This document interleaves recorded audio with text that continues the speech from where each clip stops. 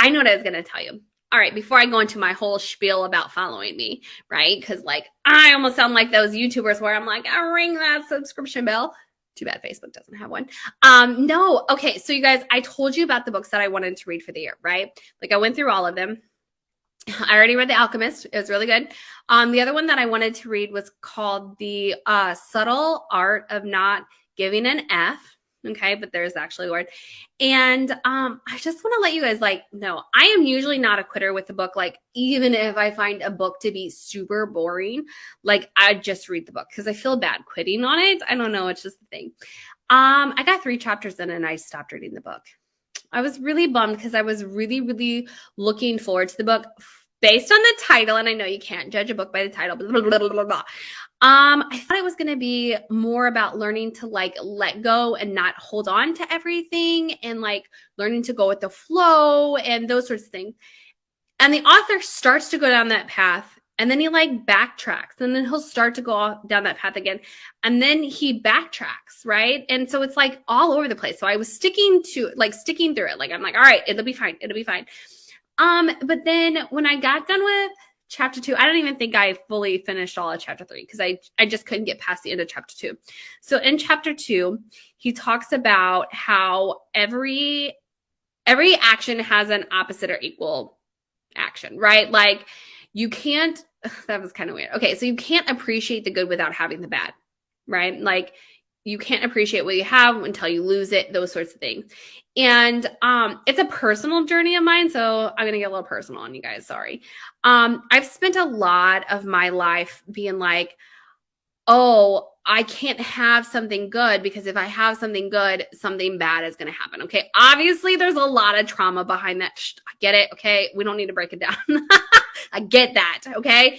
And I have told you guys, like, I've been working a lot on self-development. And so, like, over the past year, I've really worked hard about not waiting for the other shoe to drop, like doing the things I want to do because I want to do them and not worrying or not giving an F, right, about the shoe dropping on the other side. And he was like, you can't have the good if you don't have the bad first.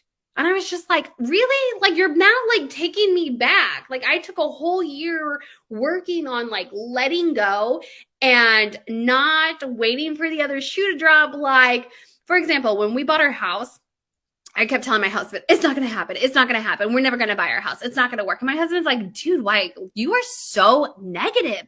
And I'm like, it's fine. It's fine. And I always thought in my head, if I didn't want it, by the way, my dad does this, so I get this from him.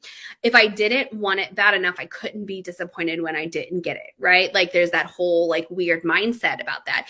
And so I've spent a lot of my life being like, I don't want to be happy because if I'm happy, somebody's going to come take it away. I don't want that because something's going to happen to it. And it's a really weird mindset, right? And I've spent a lot of time getting out of that mindset. So when I got to that chapter and he was just like, I mean, like drilling that point in, like, it can't be good all the time. You have to have bad. I lost it. Now, don't get me wrong. I think what he was trying to get is you have to acknowledge the bad to understand the good. Everything's not always going to be perfect, but a lot comes out of those tougher times. You learn a lot during those tougher times, but it doesn't have to be bad. Everything doesn't always have to be bad for you to be good. You don't have to struggle to be able to get anywhere. You can just do. Like you can. And I have learned that, and I'm just not willing to go back to that weird mindset that I had. And it really like messed with me. I was so bummed. So my recommendation, don't read the book. So you're more than welcome to be like, what is she talking about? This girl is crazy. I'm going to read the book anyways. And now I got to see what she's talking about.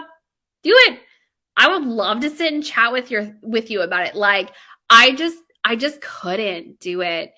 So I stopped reading it and now I am reading, I didn't bring my book over here. Now I'm reading Start With Why, which I've actually heard from a lot of people. You know, they tell you in business, like you need to know what your why is, your purpose, and everything you need to do needs to go back to your why. Like, why are you doing it? Why should people care?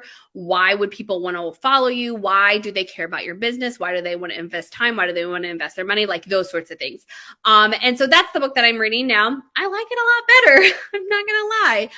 So if you're like, oh, okay, I won't read the other one, then I would start with what is it called? Start with Y. That's what it's called. But anyways, all right. So now let's get to this.